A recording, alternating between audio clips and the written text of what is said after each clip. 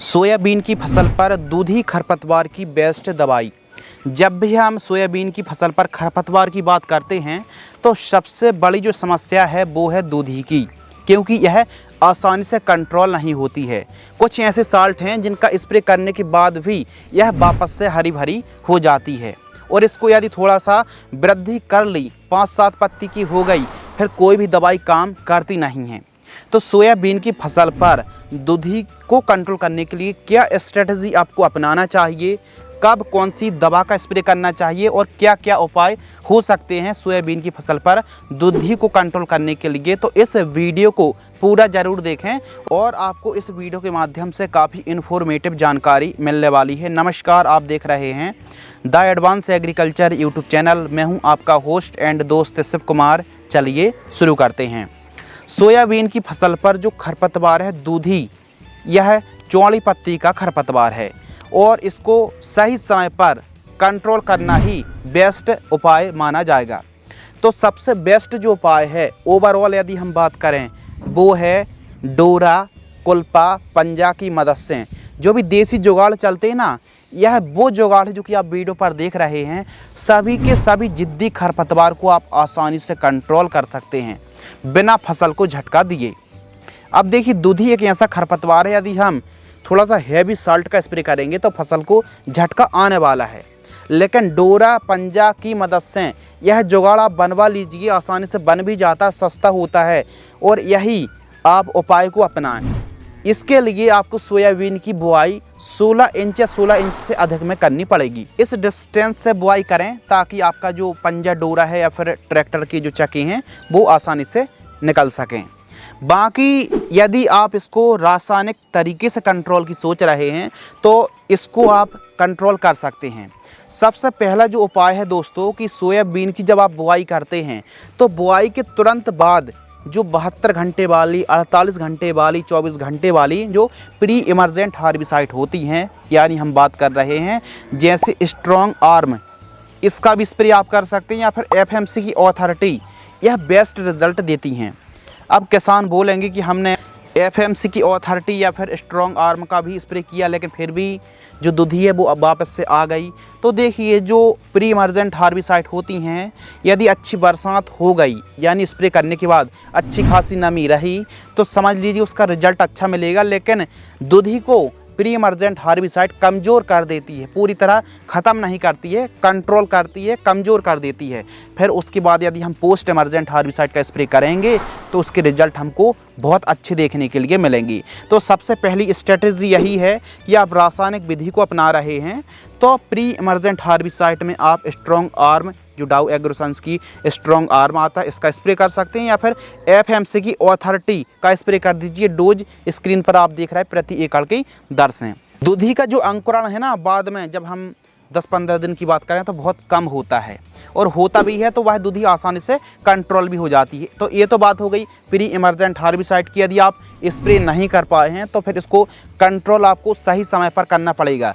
यानी सुन लीजिए दोस्तों, 2 पत्ती 3 पत्ती से ज़्यादा बड़ी दूधी हो गई तो फिर वह कंट्रोल होने वाली नहीं है। यानी सही समय पर जब 2-3 पत्ती 4 पत्ती तक की दूधी है, 3 पत्ती 4 पत्ती तक की है, तब तो कंट्रोल हो जाएगी।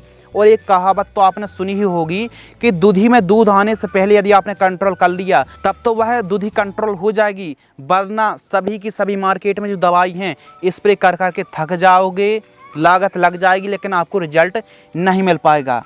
तो इसीलिए यदि आप दूधी को कंट्रोल करना चाहते हैं, बेस्ट साल्ट के बारे में भी हम बताने वाले हैं, लेकिन यह वो चेतावनी है, वो सावधानी है जो आप फॉलो करेंगे तो रिजल्ट अच्छे मिलेंगे। दूधी ज़्यादा बड़ी ना हो पाए, जितनी छोटी है 2 पत्ती 3 पत्ती के स्प्रे आप कर दीजिए, और 1 एकड़ में 200 लीटर पानी का आपको मिला करके स्प्रे करना चाहिए। स्प्रे करने की कम से कम 3 घंटे तक बरसात ना हो और जड़ों के पास अच्छी नमी रहेगी तो फसल को कम झटका आएगा। जिद्दी खरपतवार है तो फसल को थोड़ा सा पीलापन या फिर पत्तियां हल्की सी ऊपर से सूखने की समस्या, जलने की समस्या भी आ सकती है, कंपनी खुद कहती है। यदि किसी खरपतवार नाशक का आपने स्प्रे कर दिया, ओवरडोज स्प्रे कर दिया और फसल को झटका आ गया, तो 7-8 दिन बाद इस कॉम्बिनेशन का स्प्रे करेंगे तो फसल रिकवर हो जाएगी, हरी भरी हो जाएगी। बाकी घबराने की आवश्यकता नहीं रहती। फिर वापस से 10-12 दिन के बाद फसल वापस से चाल बढ़वार ले लेती है। अब बात करते हैं पोस्ट इमर्जेंट हार्बिसाइड, यानी हमारी फसल 15-20 दिन की है पर खरपतवार 3-4 पत्ती के हैं, तो फिर कौन से साल्ट अच्छा काम कर सकते हैं दुधी खरपतवार पर। एक साल्ट आता है दोस्तों फ्लूथियासेट मिथाइल 10.3% EC। यह साल्ट आपको FMC की गैलेक्सी में मिल जाता है। 1 एकड़ में आपको 45 से 50 ml 200 लीटर पानी में घोल करके स्प्रे करना है। ध्यान रखिए, ज़्यादा बड़ी दूधी हो गई तो गैलेक्सी तो क्या दुनिया की कोई भी दवाई काम करने वाली नहीं है। तो इसीलिए आप याद रखिए कि 2 पत्ती 3 पत्ती की दिखी और आपने स्प्रे कर दिया। 1 एकड़ में लगभग 400 से 450 रुपये के आसपास का खर्च आने वाला है। FMC की गैलेक्सी आप आयरिस, फ्यूजीफ्लेक्स, परस्यूट, अमोरा या फिर साकेत खरपतवार नाशक के साथ भी मिलाकर स्प्रे कर सकते हैं। FMC की गैलेक्सी स्प्रे करेंगे तो फसल को हल्का फुल्का झटका आएगा, वापस से रिकवर हो जाएगी, घबराने की आवश्यकता नहीं है। यह भी दूधी पर काफ़ी अच्छा काम करती है। दूसरे नंबर पर जो हमने साल्ट रखा है वो रखा है क्लोरम्यूरान इथाइल 25% WP हार्बिसाइड। 1 एकड़ में 10 ग्राम डोज है। यह आप आयरिस, बीड ब्लॉक, फ्यूजीफ्लेक्स और अमोरा के साथ मिलाकर घोलकर स्प्रे कर सकते हैं। तो डुपॉन्ट की जो क्लोविन आती है ना, यह साल्ट है इसमें क्लोरम्यूरान इथाइल। आप जो देख रहे हैं धानुका की, क्यूरेन पर, अतुल की साइनों पर यह साल्ट आपको मिल जाता है। तो क्लोरम्यूरान इथाइल भी दूधी पर काम करती है। इसके अलावा कुछ और साल्ट बताते हैं जो न केवल दूधी को बल्कि दूधी के साथ साथ चौड़ी, सकली पत्ती के, बोखना, बोखनी, हजारदाना, जंगली चौलाई, काचरी, आकरी, इन सभी खरपतवार को कंट्रोल करेगी। एक साल्ट आता दोस्तों, आपको मिलाना है इमोजीथापर 10% EC फॉर्म में जो हार्बिसाइड आती है, इसको आपको लेना है 400 ml। यह आपको परस्यूट, लगाम और बीड ब्लॉक में मिल जाती है। इमोजीथापर के साथ दोस्तों आप आयरिस, जी हाँ हम आयरिस की बात कर रहे हैं, और जो आयरिस में जो साल्ट है सोडियम एसिफ्लोरोफेन 16.5% और क्लोडिनाफॉप्रोपरजल 8% जो कि EC फॉर्म में आती है 400 ml मिलाना है। और इसके साथ आपको क्लोविन यानी क्लोरम्यूरान इथाइल 25% 10 ग्राम मिलाना है। इन तीनों को 200 लीटर पानी में घोल करके, और क्लोरम्यूरान इथाइल का जो डोज है वो है 10 ग्राम। यदि इन तीनों को मिलाकर के स्प्रे करेंगे तो दूधी के साथ साथ चौड़ी पत्ती और सकली पत्ती के खरपतवार कंट्रोल हो जाएंगे। एक कॉम्बिनेशन और है फ्यूजीफ्लेक्स 400 ml, UPL की सेंचुरियन 200 ml और क्लोविन जो क्लोरम्यूरान इथाइल आती 10 ग्राम। इन तीनों को मिला करके भी स्प्रे करेंगे तो दूधी के साथ साथ चौड़ी और सकली पत्ती खरपतवार को कंट्रोल आप कर सकते हैं। यानी इस वीडियो के माध्यम से हमने 2 साल्ट तो वे बताए जो केवल दूधी को कंट्रोल करते हैं, और कुछ और कॉम्बिनेशन बताए जो दूधी के साथ साथ चौड़ी, सकली पत्ती के खरपतवार को आप कंट्रोल कर सकते हैं। दूधी आसानी से कंट्रोल नहीं होती है, सुन लीजिए।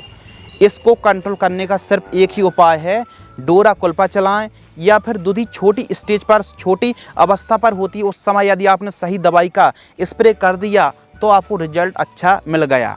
यदि आप लेट होते जाएंगे तो फिर समझ लीजिए कि आसानी से यह कंट्रोल होने वाली नहीं है। फिर किसी भी दवाई का आप स्प्रे कर देना, आपको रिजल्ट नहीं मिलेगा। तो जहां तक संभव हो सके तो डोरा कुल्पा का ही सहारा लें। भूमि बंजर नहीं होगी, फसल को भी झटका नहीं आएगा और सभी खरपतवार आसानी से कंट्रोल भी हो जाएंगी।